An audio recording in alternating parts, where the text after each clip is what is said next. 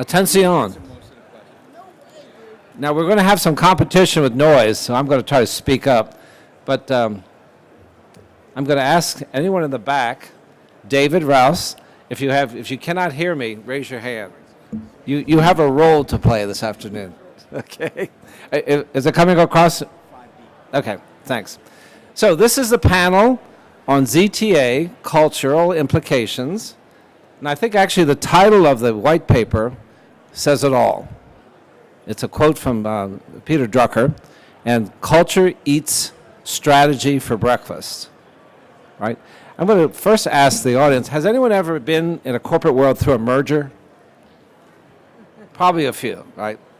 It is the one single variable that has doomed most mergers, is that the formulas did not include enough concern about merging two cultures, and it was always, in my case, presumed that the acquirer would just dominate the jobs, and hence the beginning of the rift. And there's many companies that failed to get any return on that investment because they didn't address it. I see a lot of people nodding north and south, like, been there, been to that movie. So what I'm going to do before we start the actual panel is I want to put this white paper in context, and therefore I'm going to talk about the AFCEA Cybersecurity Committee. Now, we all know AFCEA, this is an AFCEA event, but there's also 3 standing committees that AFCEA chairs. One's on Intel, one's on DHS, and this is the 3rd one, cybersecurity. Now, the reason I think it's important to put that committee in context is that it's composed of intelligence agencies, mostly intelligence, other civilian agencies too, academia, and the vendor community. Now, the vendor community has to be nominated by their peers and vetted, almost like being approved by the Senate. It's not easy getting onto this, I've learned. And you have a certain term you serve. But here's what's interesting about this committee. It's a classic public partnership. So at some point in the year, the intelligence community with academia and the vendors say, what's on your mind? What's out there that we cannot figure out what to do? What's out there that needs clarification or visibility? And maybe 15 or 20 ideas are vetted. And then in the formal process, we vote it down to 4 or 5. And then we chair working groups that study that issue and publish a report. So my issue, our issue, Tarazia and also Glenn were on the panel that wrote the white paper. So essentially it constitutes a top-of-mind thought, hence culture. So the process is, we're a limited group of people. We interview maybe 15 to 20 subject matter experts. Randy, of course, was one of them. And we gather their thoughts, and we publish a white paper and with recommendations. So we're going to talk about some of those recommendations, right, going forward. So that gives you an idea what the committee is, what the role is, and this is just not a thought that I or the group authors had. It was that the Intelligence Committee was very concerned, as with the agencies, how do we implement this idea of culture within ZTA? So let me say a few words about culture related to ZTA. ZTA is not the FSMA report card replacement. It's also a starting point that every agency will have unique to them with some ultimate destination. We agree with that. And therefore, each agency has to own this. And each agency, one misconception often put forward by vendors is that there's 152 agencies and that's enough. In fact, there's 152 agencies with 152 unique cultures. So when you're dealing with that agency, you better understand that culture. The VA culture is very different from the FAA. FAA is very different than the GSA. And states are another whole bag of worms there too, okay? So with that starting point, I wanted to explore how this dialogue about culture can help us advance this terribly important process. Some would say we're too late. Some would say we have the threat of the enemy hanging over our head constantly. I was just saying, Randy, it was before we started, that we used to whisper about the digital Pearl Harbor or the impact. Now it's openly being discussed, okay? So now I want to introduce the panel members. I think some of you you'll recognize. To my farthest is Randy Resnick, of course. And Randy has the really important job of curating, designing, evolving. It's a very iterative process, as you might expect. All the standards that we've got to get to by certain termination years, 2027, et cetera. And Randy, I really respect the role you're playing. You have very broad shoulders. Thank you. Appreciate it. And we're here to help, all right? John Kinnevog could not be here. He's often called the father of ZTA, and he was absolutely a present in the white paper. By the way, if you don't have a copy of the white paper, it's available on AFCEA's website. And if you want to find it, it's posted on my LinkedIn, James FX Payne. It's right there, okay? And then we have Tarazia Martin. So Tarazia presents a very important perspective because she represents not DoD, but a civilian agency. And I believe she has a lot to contribute to this dialogue on culture. Now, Glenn is almost the patron saint of ZTA, if you will. He seems to be resisting that. He has a working group that's been around for several years as a subset of our AFCEA committee. And the working group meets periodically, now monthly, quarterly, on the subject of ZTA and many myriad of issues. And it's an open dialogue, open forum. He often invites keynote speakers to advance the dialogue there. All right? So let's get the panel started. And Randy, if you don't mind, I'd like to kick it off with you. Here we are, June 26, 2024. Can you give me a little bit of state of the play? Certainly you were a lot further along than you were last year, and then also give us some aspirational thoughts, too. Randy? With regard to ZTA and your work. ZTA. So we're making good progress for folks that have attended my talk yesterday. We're making really good progress in the Department of Defense. We have all the components lined up. We received the implementation plans from the components. The military departments are extremely motivated and moving out. We're worried now about, not worried, but we're dealing with the dollars right now. We're in the middle of the POM cycle, which essentially is that time in the year where you make your requested budgets public, and you try to advocate for that in the Department of Defense. So it's an important time.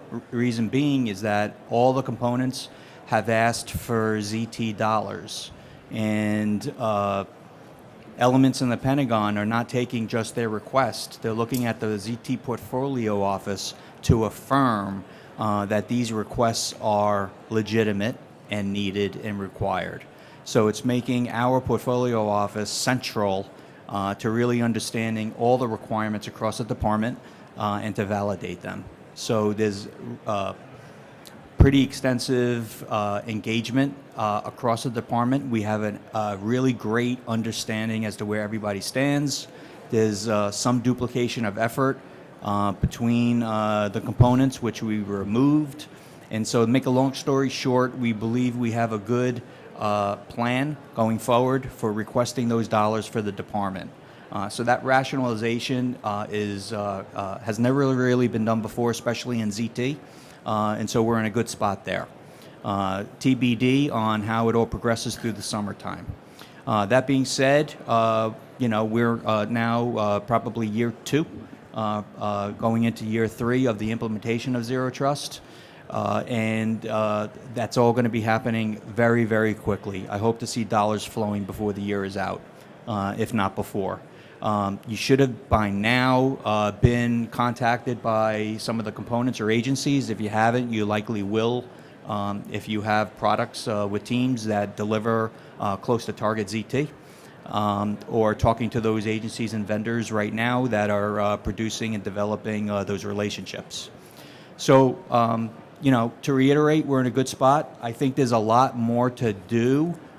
It's more than just an IT fix. We need training. We need to update almost on a global basis the IA policies of the department. We got to basically transform the department from a layered defense model of cybersecurity into a data-centric environment in terms of the policies for cybersecurity. So that's going to take a bit of time, but we've already delegated all of those responsibilities to the right offices, and they're updating all those policies and strategies right now. So internally from the Department of Defense, it's exciting. It's an exciting time to be in cybersecurity, and it's an exciting time to be part of leading Zero Trust. So, Randy, while you still have the mic, give us a flavor of the cultural challenges you're experiencing. I mean, some have said it's the elephant in the room issue. So I kind of alluded to it yesterday. Not everybody buys into the concept of cybersecurity. There's a great many people in the Department of Defense and the agencies that, for one reason or another, are slow to pick it up, or are still trying to figure out exactly what it is. People move at different paces. And so when you look at the department as an aggregate, you have leadership that pretty much is 100% bought in at the highest levels. You have new people on the bottom which are 100% bought in at the lowest levels because they're sponges and they want to learn everything. It's the folks in the middle, not entirely, but there's a thin layer that you have to deal with sometimes. So, I read LinkedIn just like everybody else, and, one person had an issue with that. And I would say I just lived it. A lot of people in this audience have lived it. We all have our opinions. Suffice to say, some people just don't change. This is a small amount of the percentage of the issues that we have. This is really nothing. So we'll get through this. But training, policies I mentioned, the whole .MLPF, as the DoD calls it, needs to be worked on to support the ZT transformation. And the ZT transformation is going to happen from this point forward. There's no turning back. It is a required response to the threats that we're facing, and everybody recognizes that in and out of the Department of Defense. The whole nation realizes that. So it's just a matter of the approach and the speed that we're going to go with. But the culture, the leadership focus on it needs to be nonstop. This is the way we're going. Good, thank you, Randy. At the committee level, we had, typically it's one and done and you move on to your next subject. And we've decided as a committee we need to continue to study cultural implications of ZTA. Tarazia, you represent a really important point of view here because you are at the ground level, at the working level, outside of the civilian agency HUD. Tell us what you're doing and speak to the cultural issues that you're witnessing. Absolutely. First of all, I want to say that ZTA, the cultural dynamic of this change, is one of the largest changes we've seen in government in a long time. We used to say it requires a significant emotional event to make change happen, like Y2K and other big initiatives like that across our government. As Randy said to me earlier, the threat is real across our government. And inside HUD, which is where I am today, and I've worked in 9 agencies in my career, all of them are in the same place of getting cultural adoption as it relates to the change of security and recognizing that it doesn't belong to the CISO, but it belongs to every employee that touches a piece of data in our environments. And once we make that transformational change, maybe, hopefully, we'll be able to see the sort of transformation that we're talking about here. It's data, it's systems, it's all of that, it's behaviors, it's business rules, it's all of those things that are going to require significant change from all of you and all of us.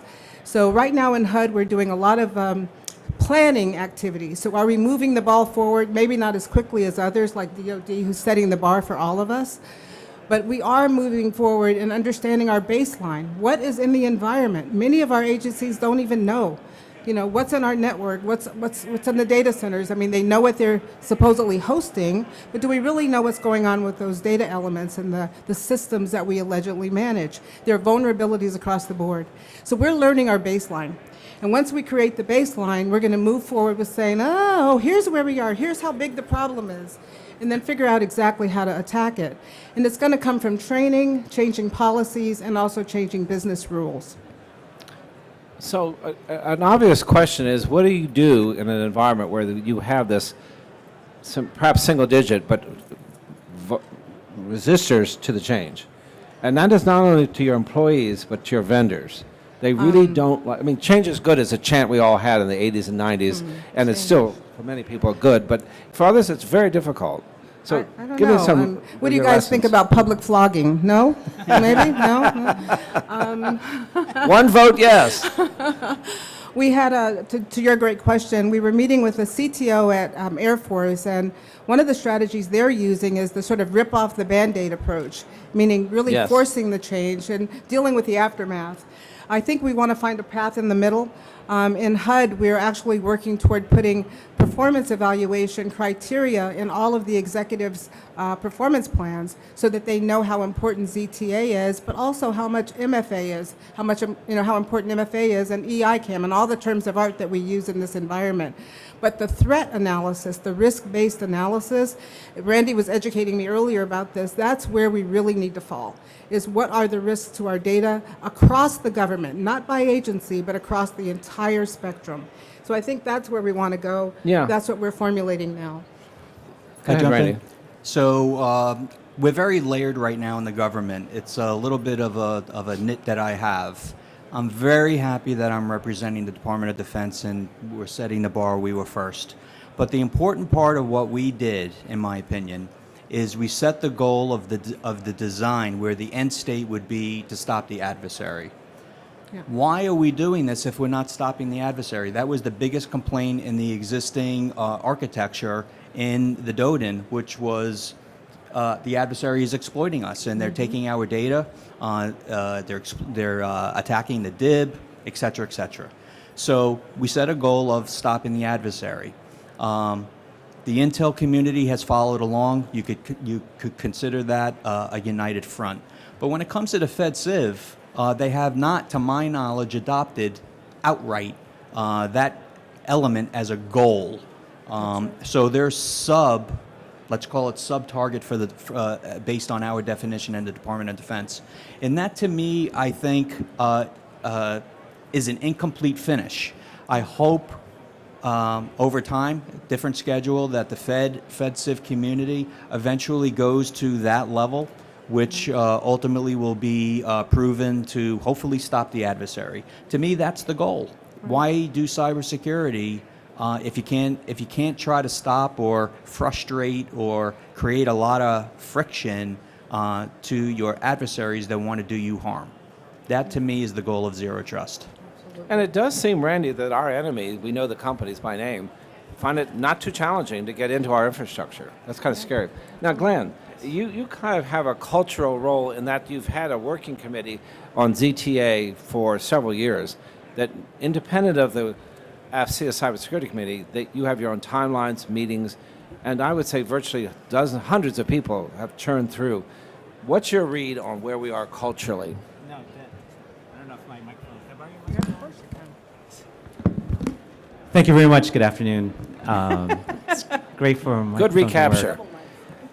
So first of all, thank you all for attending this session. I know it's a Wednesday afternoon, so it's great to get a little bit of cool before you go back out into the heat.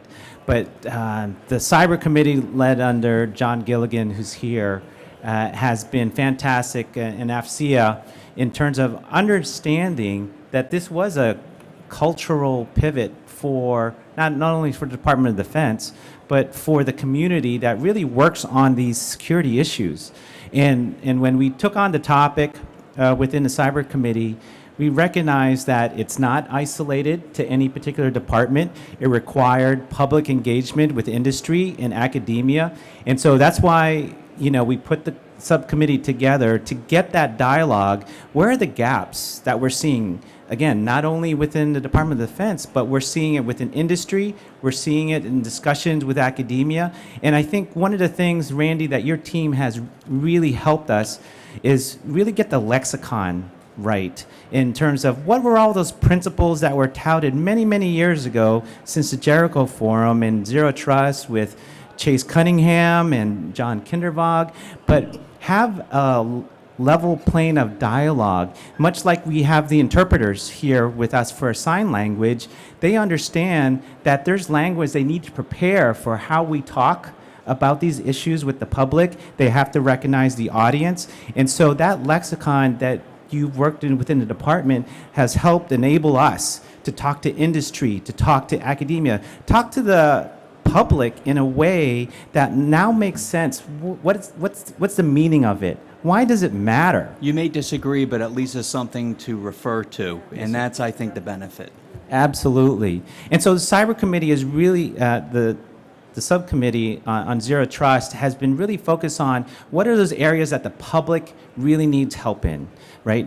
And that includes the departments and agencies, but industry wants to have a voice on communicating, because you may not get that the direct dialogue, but at least within our forum, we're addressing those issues up front so that we can share it with the FedCiv. We can share it with our industry partners, because like you said, Jim, they have a role to play. And this is where I want to see, the discussions that we've been having in the subcommittee. When will the language that's come out of the White House, going into the OMB memo, and going into the strategies at the department level, when will that appear into contractual language? Because industry is not going to do this stuff for free. Yes, you're already bound by the NIST 853, you already have FISMA, but what are these extra things that departments really want to do? When will that appear in contractual language? Because now, once it appears that way, they wouldn't put it out if there wasn't funding behind it,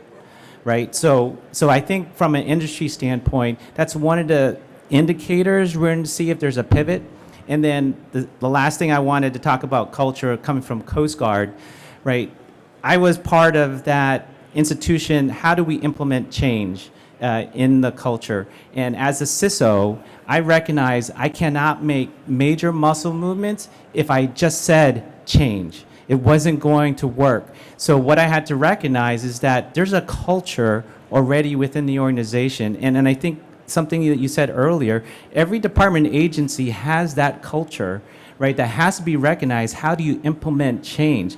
And so within the Coast Guard, having been a career Coast Guard officer, I recognize that there are things that mean people to every level. At folks that are on the cutters, those are at the stations, those are on land and shore or in international billets. They understood what I was saying because I had to communicate in ways that meant to their mission. So security was not something that the CISO was saying. It wasn't something that even the commandant was saying, but it had meaning to what they did every day. So once it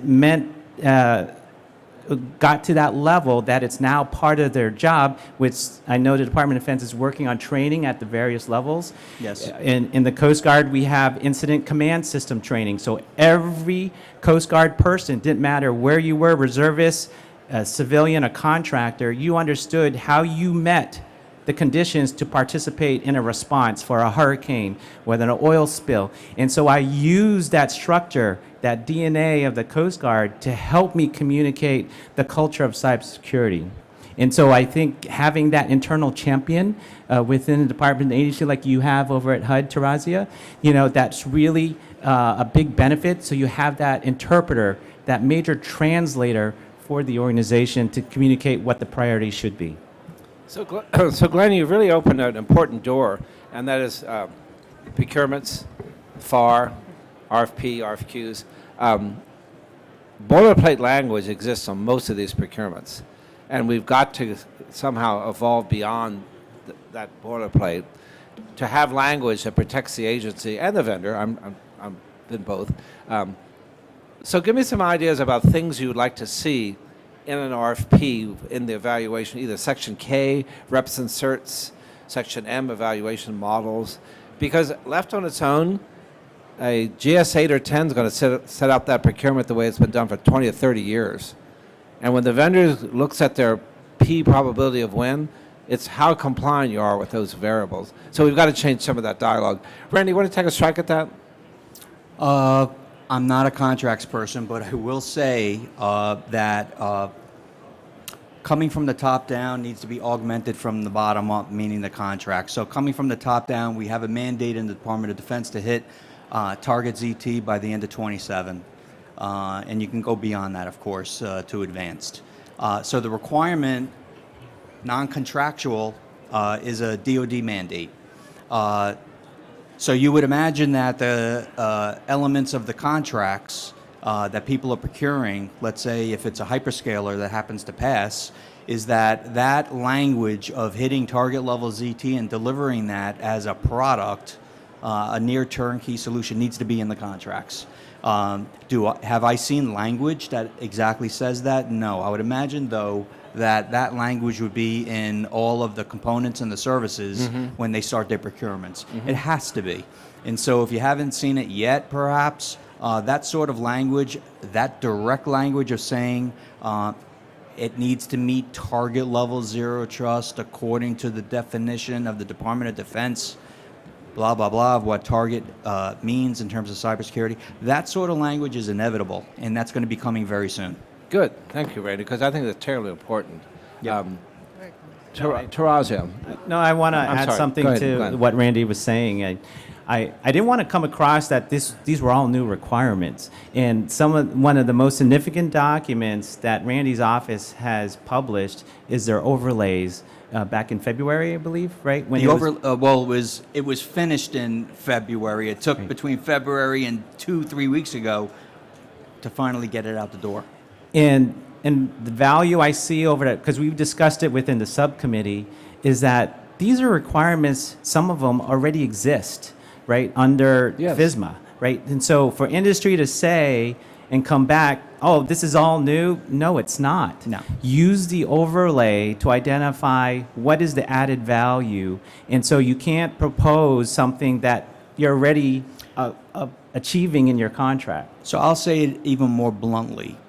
In the past, the recent past, there really hasn't been very clear cybersecurity outcomes in contracts. That's right. So that's been the problem, arguably, to date. Now we'll have something that is actually measurable. That's a huge difference as the Department of Defense and the rest of the federal government procures infrastructure that requires a cybersecurity fix. Yeah, I would like to add to that one of the challenges, and we said it earlier in our opening comments, is that culturally, our procurement officers, our contracting officers, or cores, or whatever we call them, they don't even know what ZTA is. It's not in their vernacular. It's not what they're thinking about every day. So part of this cultural transformation has to be every functional unit in the agencies have to get smart about the threats and about the risks. And that's where we begin to teach them. Here's what these terms of art mean. And offer training across the board. Every employee, as I said earlier, are going to help get this over the finish line. It will not be the CISO. It will not be the project manager that knows all the great things. It'll be every one of them, including every one of their staffs. So from a procurement perspective, I agree with, and I can't wait to see these overlays, but it's also the concept of teaching them what the risks are, to look for those things in proposals and to help us get smarter, because that's where the risk and the vulnerabilities lie. Well, I think that's really profound. Randy spoke about the top percent and the bottom percent, but in that core middle, which is where a lot of the activities, that's the hardest thing to move. But let's not forget the vendors. The vendors have models that they've sustained for 30 years, 25 years. One of those models is they don't really contractually have an obligation to provide you with an inventory of your assets. That's been challenged in the court, and when they leave that contract, they take your asset inventory with them. And that's strictly contract language. And when challenged in the court, the integrated community has won. So we have to be vigilant. I love this thought that everybody has to be trained. Yeah. Everyone. And that's really frustrating as a cybersecurity professional when you start getting into conversations about contracting, or you get into, what services are institutional, because our adversaries, our threat actors, don't care about anything about the speed. They're going to attack at their will, and we cannot move as fast as they can. We're all catching up. And so whatever we talk about in terms of acceleration, it doesn't mean you can't implement automation, doesn't mean you can't implement technology, but just know that the threats are real. They're going to be more impactful over time. And it's just a matter of how do we as a community respond and be more agile to that threat. Jim, can I add one more Certainly. The floor is yours. Yeah, thank you. One of the things that we're learning about the identity pillar, you're all familiar with the pillars, right? We all live and die by the pillars. I'm just kidding, not literally die, but we understand them. But as it relates to the pillars, one of the things we're learning is that it's who we give access to is one of our biggest risk areas. Because our data, as we all know, for every agency across government is essential. But for the identity pillar, understanding, we talk about MFA, how important it is, but it's really figuring out those attributes of those individuals that we give access to get to our systems and our data. That is fundamental to culture change, because many of the agencies on the civilian side say, oh, okay, you're not classified. I mean, you got a name, you got a social, let's let you in, But it's really figuring out some of those attribute issues and really evaluating the kinds of groups that we're creating and what kind of access they get to our data, particularly our PII, which is critical for the civilian agencies, as well as others. But those are the kinds of things that we need industry input in. Help us figure these things out, to look for those risks, look for those things. I go back to my days in the intelligence community and all the work that we did figuring out what to do after 9/11. All the risks that we took of letting this one individual get access to all this data and not bringing it together. We started an organization called Information Sharing, if you recall that one. And it was to really figure those things out. Those vulnerabilities are alive and well right now. And that's where we need industry input to help us work those issues out collectively for the good of the nation. So I just throw that out there as an offer to help us think smarter, get in front of the issue. Yes. Of course, trust is an issue that supersedes OT and IT. The trust within the community of an agency, different organizations inside, that's always been a challenge, right? Speak to that. Any one of the three? So I'd like to talk about OT, if you don't mind. Please do. You have my permission. So when we started about 2.5 years ago, IT was the biggest elephant in the room, to steal that pun again. So that's what we tackled first. But the problem, the big problem now is OT. We could only tackle what we can tackle. It's hard enough to do IT right now. Let's get that done right first. But shortly behind, in serial fashion, trust me, we're working OT right now. We are running OT pilots. We call it DCI, Defense Critical Infrastructure. There are going to be numerous OT pilots. There are also going to be numerous experiments where OT decision-making is going to be leading into IT SOCs and those sorts of elements that could take action based on those OT devices. I've walked this floor, pleasantly surprised to see more than one company that are working in the OT field. Very innovative, but what companies still need to realize is that no one vendor is going to solve the ZT problem. You guys are going to have to work together. You're going to have to integrate your products together in order to get to this target level ZT, at least as the government defines it, that could stop an adversary. I've said this pretty consistently. It's going to take a number of vendors, arguably 5 or more, that are weaving products together that are going to deliver target. Yes. And so this is essential. And is it a cultural change within a company? Absolutely. Companies are used to doing things alone and selling products. But at least in the cybersecurity field, that sort of mentality, if it continues, you're going to find that you're losing market share. Because that is not going to work in cybersecurity anymore. It's not just the DoD, it's going to be the FedCiv, but it's not even government. It's going to be private industry, banking community, private companies that are going to be demanding this. And so you need to deliver a solution, an outcome, and that's going to be multiple products. And so that's what I would encourage companies to do. I've said it in the past, again, many times, and you're going to see companies fail and succeed based on whether or not they abide by that successfully or not so successfully. So I wanted. Go ahead. No, I'm sorry, I Glenn. wanted to comment regarding the operational technology risk. I see one of my colleagues out here, Daryl Hagley, when I was working with the folks over at the Pentagon, one of the scariest briefs I ever got about infrastructure came from Daryl, because I did not realize how interconnected and how dependent a lot of the functions were, increasingly dependent on these things that were developed by third parties and things that the government may not have owned. Yeah. So take that broadly beyond the Pentagon, take it to infrastructure throughout the state and local, right? They are probably the least resource throughout our country to respond to threats in the critical infrastructure. Where is the emphasis in the priority in protecting those institutions and those services to the public? There has to be more emphasis, and someone, like you, Randy, I see you're handling the department, but it has to go beyond the department. It has to go to Fed Civ. It has to go to state and local, and it has to go to industry, that it's not isolated now. It can come from any part of our infrastructure. It needs to be a national strategy. Yes, absolutely. Randy, your comments remind me that in the history of my career, at least, innovation that you're looking for doesn't typically come from the top down, the largest brands.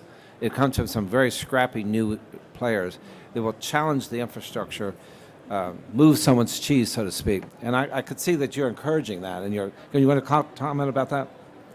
So I'm near the end of my career, so I really don't care whether I get fired or not. And so maybe that's part of How my refreshing. success. Right? I've spent 34 years with NSA. I spent 2.5 years in the Pentagon. So I have job security. There's a certain element of freedom when somebody Yes. is operating at that level. And Good for because you. of that, I'm doing the right thing, I believe, and I've been encouraged to do so from DoD CIO leadership. Maybe that's an element of some of the success of the portfolio office, to be honest with you. But the truth be told is that I've been very well trained in this area over the last 3 decades. NSA has done me very well. And so I know the business, and so I've been able to add value. But in terms of what everybody else needs to do, we're just putting out the best recommendations we possibly can. Excellent. And then trying to processize that sort of effort across the government.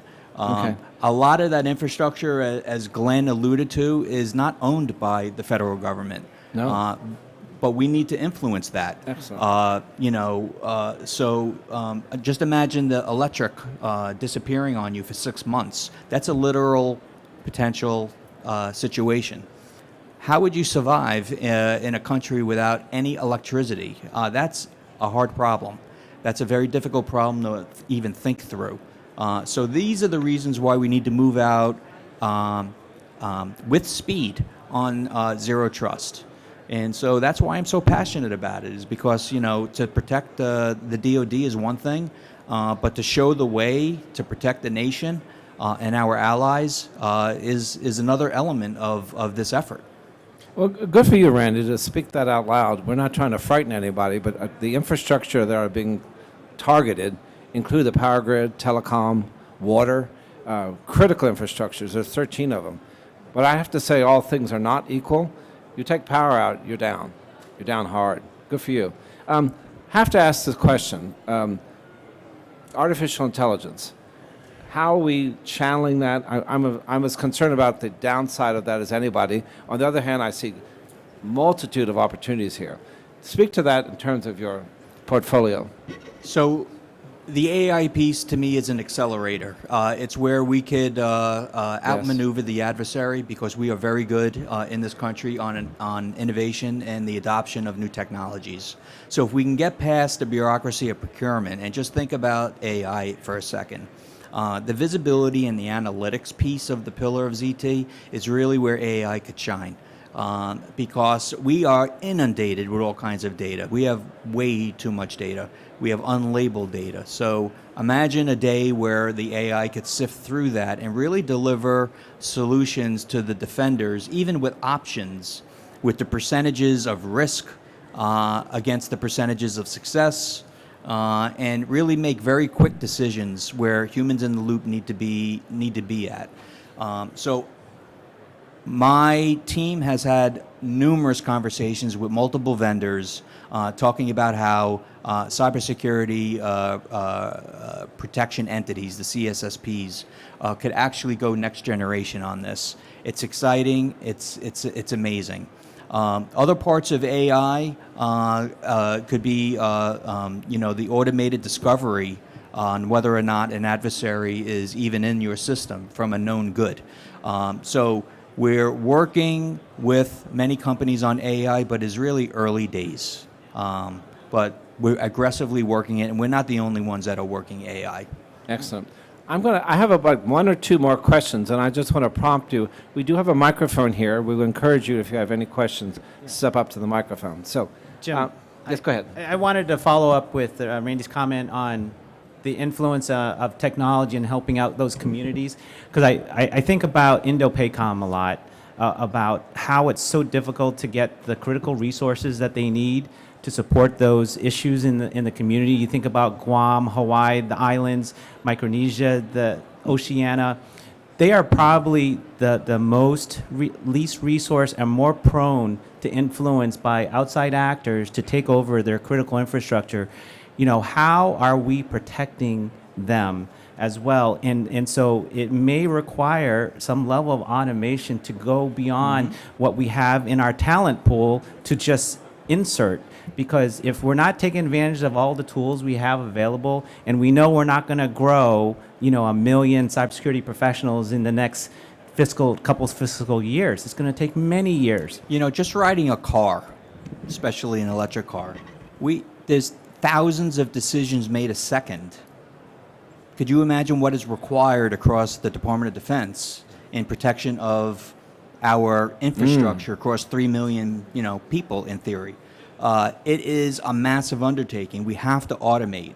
AI gives us a leap, a magnitude of 2 ahead of where we are today pretty quickly. Excellent. So, what you don't measure, you don't get. So at some point, there's going to be a request for the metrics. How do I know I get to nirvana? How do I know to get to intermediate to advanced? Have we gotten to that stage, Randy, we can point to a measurable metric?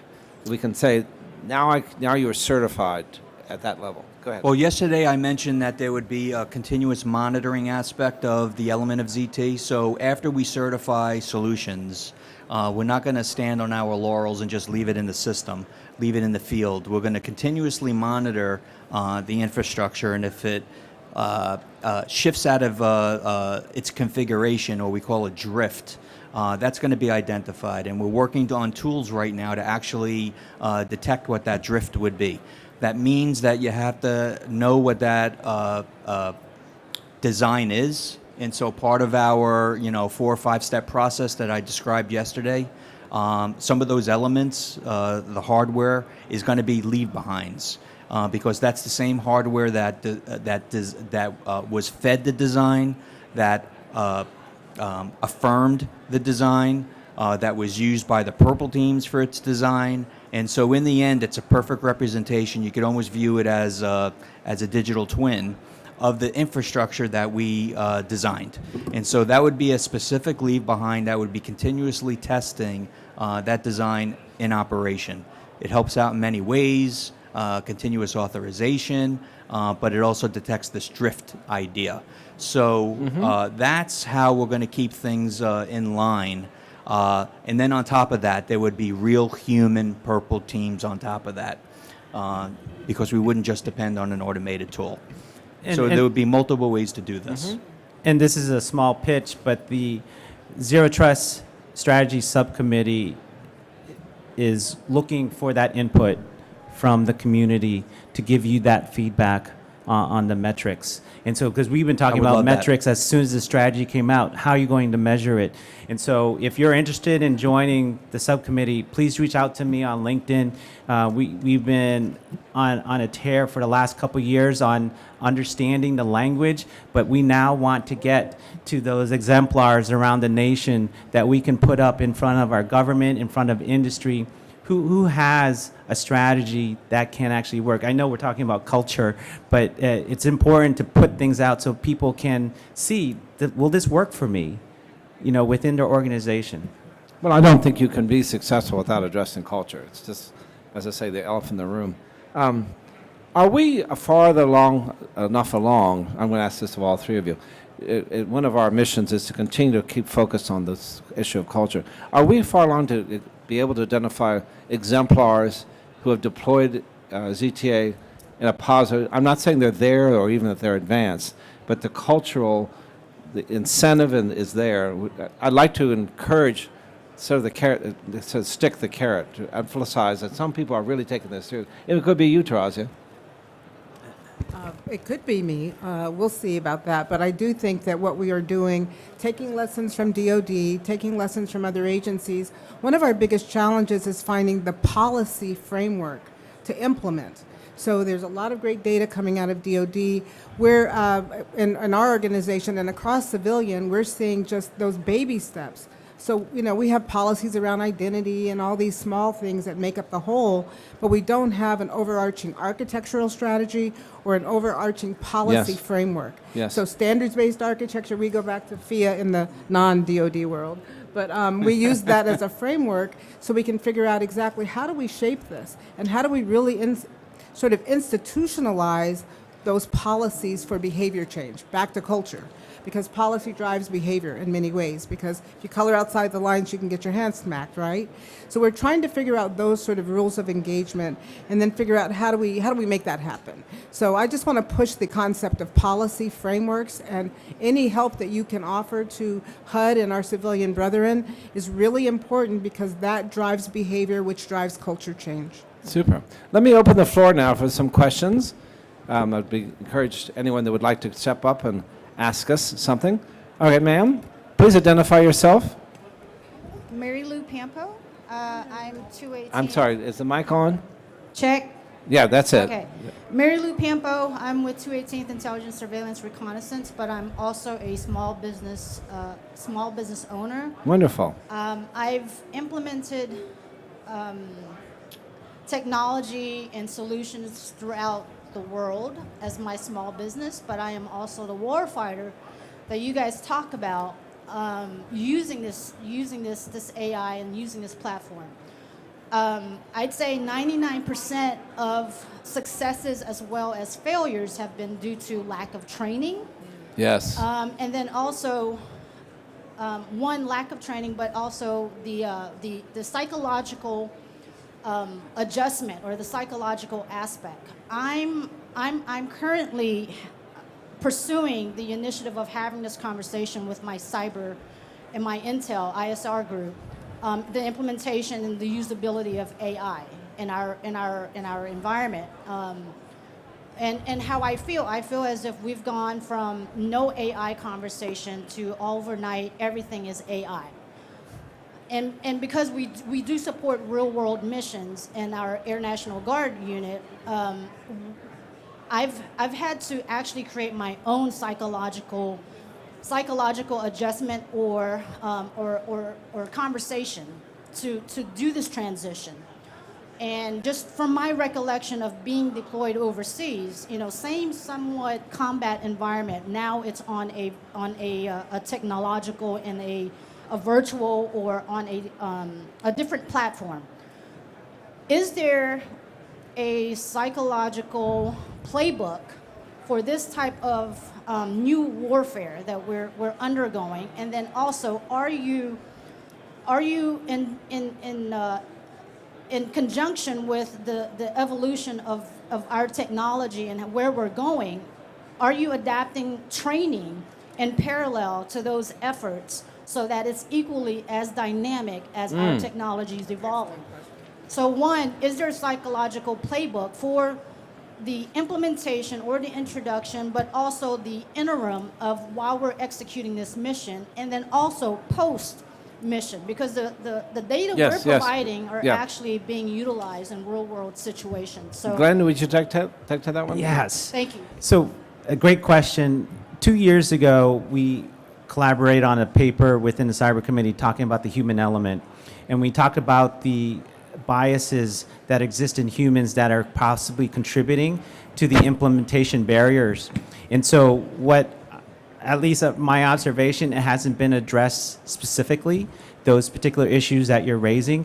But what Tarazi has said, that if there is acknowledgement of those issues, like we cited in our paper, the folks that are writing the policy and looking at the strategy, they have to address that as a component of their implementation. Because if they don't, right, you're going to be subject to those biases, and it will lead to things that you didn't intend to see in the outcomes. So at least my observation, we recognize it within the cyber committee, but I'm curious what the other folks think.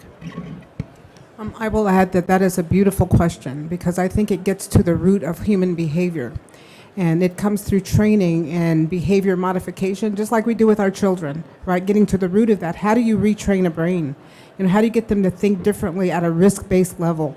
So I applaud the question. We have talked about it. Glenn is certainly working it more actively, and I'm sure Randy is as well. But in the civilian agencies, we're not even thinking at that level. We're trying to get there sort of intellectually first. But it is a huge issue across our government. So I'll turn it over to you, sir. The best way, where's the person that asked the question? Ma'am, you could stand up. Okay. No, you don't. Okay, now I just want to make sure I'm like not talking there.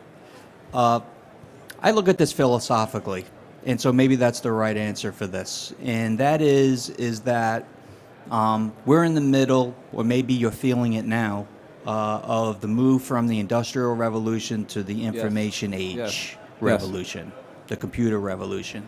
And I think what you're seeing, or what we're all grappling with, is figuring out, at least when it comes to cybersecurity, how do you apply cybersecurity from an industrial revolution perspective, i.e. networks, to the information computer revolution, i.e. data. And so we're feeling a little bit of that pain right now, and we are figuring out how to navigate through that. So AI is, if I had to guess, is just merely one element that, 5-10 years from now, there'll be another thing that's going to leapfrog even the capabilities and astound all of us. Certainly. Certainly. Sir? Hi, Michael Yerg, Defense Contract Management Agency Operations. I'm actually on our group that is undertaking the whole ZTA initiative. Obviously, DoD has, forewarned us of all of this, so we've jumped on board. We're doing all of our discovery and stuff like that. I'm part of access control, so we're, primarily pillar one for, user and identity. My big question, though, because obviously you guys were talking about the big portion of culture is the training. Yep.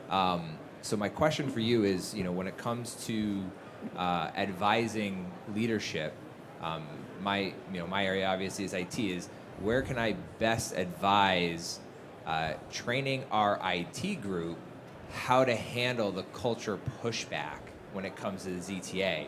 Mm-hmm. Most people in IT, we get pushback all the time, right? But we don't generally provide the training for what they're going to get. But where can I advise our IT leadership on how to train our people in the culture pushback they're going to get? I was going to pivot back to my Coast Guard experience, because by having that institutional training at all levels, right, it didn't matter where you served in the organization, you understood the response process.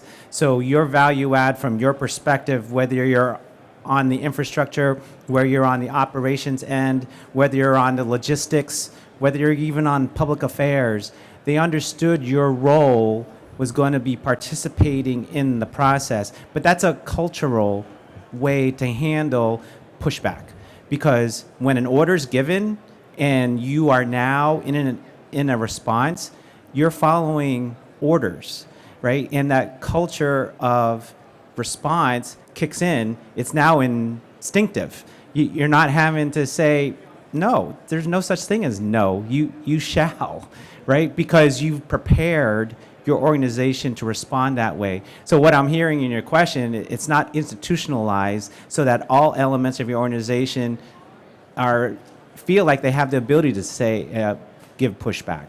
So you want to set the condition that training is now institutional at all levels of your particular organization, recommend, so that it's already ingrained in the processes that you're supporting.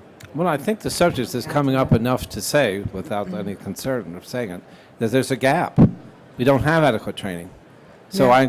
I encourage you and the last speaker also look into the working group, because the dialogue we're having right now is a very big part of this journey.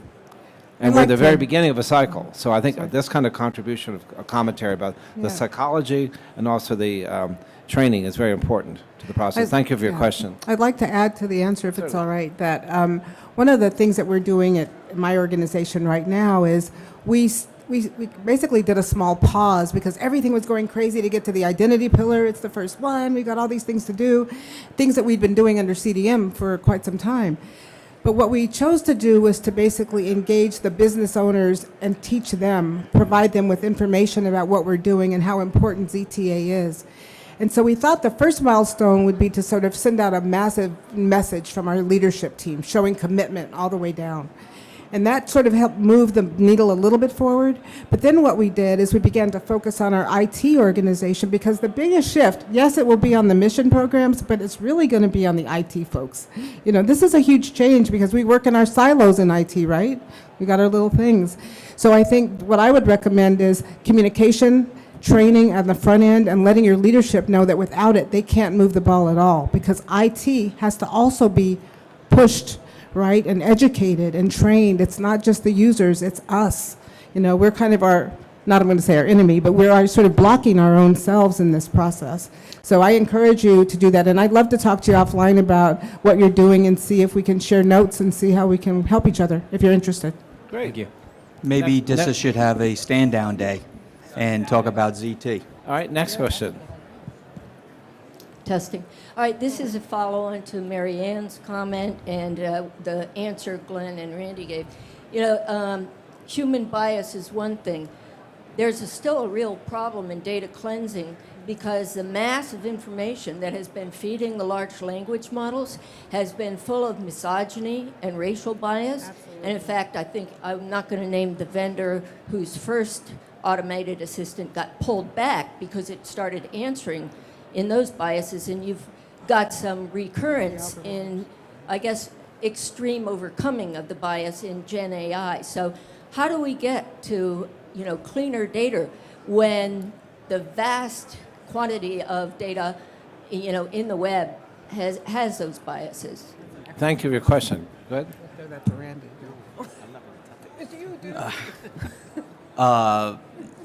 Tough question. All I could say is that this is a recognized huge problem, and industry is trying to work through exactly how to do that. My suspicion is that they'll eventually become very successful at filtering out as much as they can. The issue is you'll have extremes on both sides. People have opinions. But in the overall majority of the obvious biases, there will be checks on that, and the LLMs that they create, the data that's trained on. I think Elon Musk is trying to figure out how to train on clean data. So there's a lot of effort going on. Again, we're early days here. I think in the end we'll get there. But what you're seeing right now or experiencing is just the growing pains before we get there. Yes, yes. That's why I think that first question, ma'am, that you asked is so important, that folks that are working on these risk areas that Randy's talking about, at least acknowledging that that's an area that needs to be researched more, and that we developed policies and recommendations for technology to go to where you're talking about, ma'am, about the data cleansing. But absolutely, we're still learning here in what's happening. Yeah, I'll just add to that I think, I'm going to say this, women, minorities, people from different cultures, different economical backgrounds need to be involved in how we create these algorithms. That's the only way to become more objective about the data and the analysis and what we're getting as a feed from an AI tool. And we need to encourage that at the college level, at the high school level, get the diversity to the table. That's how we ensure that non-biased processes and activities can be documented, measured, and we'll see the kind of results we're talking about. I love the fact that you asked the question. I think that's very important. Now, let me do a little wrap up here before our time is limited. So I'm sorry, sir. Go right ahead. Looking for good input wherever it comes. If you look at what's happening with facial recognition, when I'm sorry, I don't think your mic's on. Just Is there put a it button? closer. if you look at what's happening with facial recognition, a couple of years ago it was extremely biased, toward minorities, toward women. That's changing. People recognize that. They pushed back on the algorithm developers and said, hey, you got to fix this. They're trying to fix it. I think the same thing's going to happen with the large language models. People are going to push back and say, Yes. hey, we're not going to Yes. accept this. Thank you. So I Thank you for your think comments. there's progress. It just takes time. Well, I just love the fact that we're asking the very question. Let me sort of summarize several things I heard today I think are important to take away. And that is artificial intelligence is absolutely not the enemy. It could be a very big part of our solution. I love the fact that Tarazi is pointing out ZTA culture is not for the management, IT, OT, it's everybody. So this training issue that keeps surfacing is not for just the people in those departments, it's for the entire organization. I also love this concept of policy drives behavior. So if we don't work on the policy, we have the root cause, you get what's in that policy. So all of us have an obligation. Most importantly, I just like the dialogue. I like the fact that you are come to this kind of discussion with an interactive approach. So thank you all for attending, and particularly thank the questions. All right? Thank you. Thank you.